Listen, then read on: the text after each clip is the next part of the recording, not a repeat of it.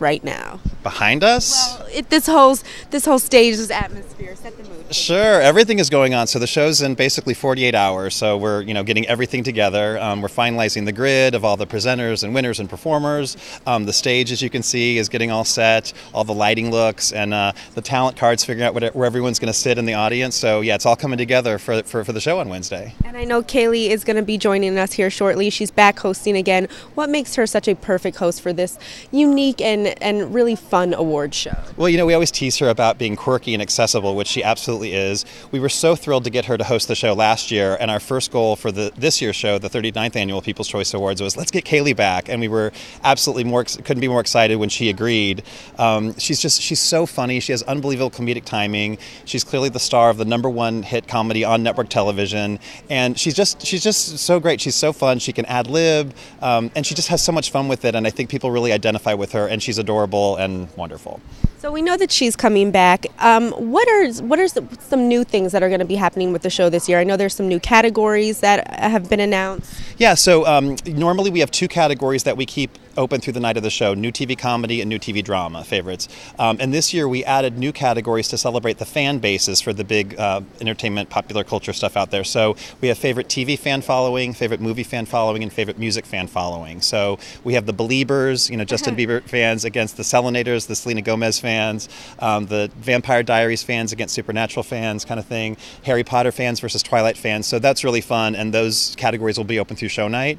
The other new thing this year is that we typically have 2 musical performances in the show, and this year we have 3. And not only do we have 3, those 3 are Jason Aldean, Christina Aguilera, and Alicia Keys. So, some of the biggest names in all the different genres of music. So that's going to be a great aspect of the show. And the performers, they're also nominees themselves. Indeed. So Yes, absolutely. So yeah, you kind of get it in all directions. Exactly. And January is it's the beginning of award season. What makes the People's Choice such a unique and different award show from the rest that we'll see as the month continues on? Sure. Well, I love all award shows, and I'm truly a big fan of all of them. We kick off award show season, which we love.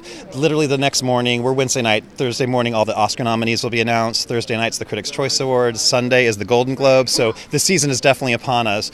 But what's unique about the People's Choice Awards is, of course, that it's voted on by the fans. So over 450 million votes have been cast thus far, and we're still counting them since a couple categories are still open.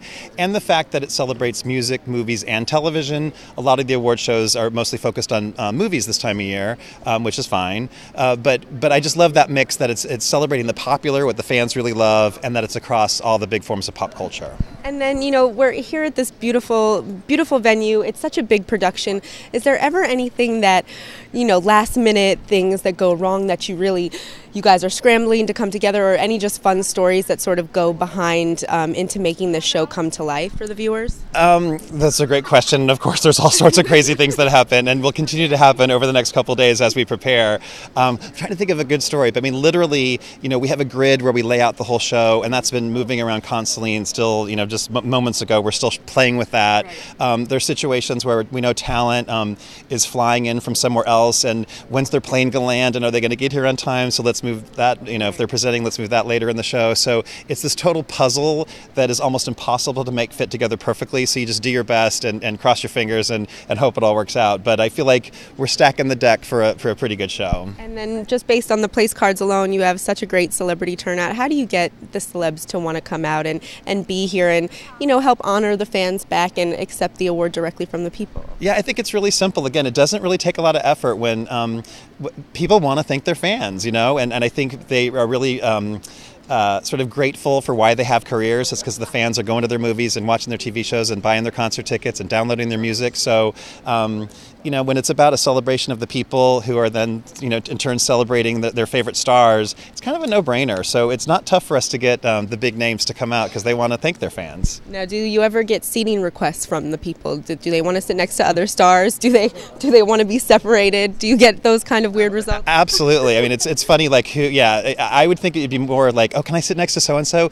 It's usually, can I not sit next to so-and-so? But we keep that to ourselves. Well, we'll just have to take a look at